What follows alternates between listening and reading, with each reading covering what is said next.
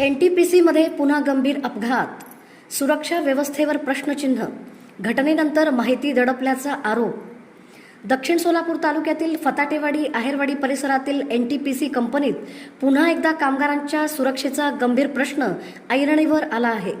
योगीराज बिराजदार हे कामगार CPM विभागात काम करत असतानाच शिडीवरून पडल्याने गंभीर जखमी झाल्याची प्राथमिक माहिती समोर आली आहे. या घटनेनंतर कंपनीच्या सुरक्षा व्यवस्थेवर आणि संबंधित अधिकाऱ्यांच्या भूमिकेवर गंभीर प्रश्न उपस्थित होत आहेत.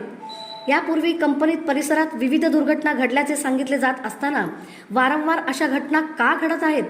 सुरक्षा नियमांची अंमलबजावणी नेमकी किती काटेकोरपणे केली जाते, असा सवाल नागरिक आणि कामगारांकडून उपस्थित केला जात आहे.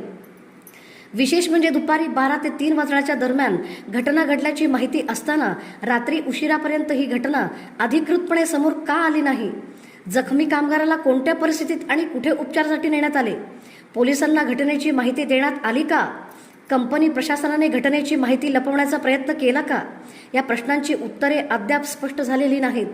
कंपनी केंद्र सरकारच्या अखत्यारीत असल्याने सुरक्षा नियमांकडे दुर्लक्ष करण्यात कोणाचे संरक्षण आहे का, असा संतप्त सवालही आता नागरिकांमधून उपस्थित होत आहे.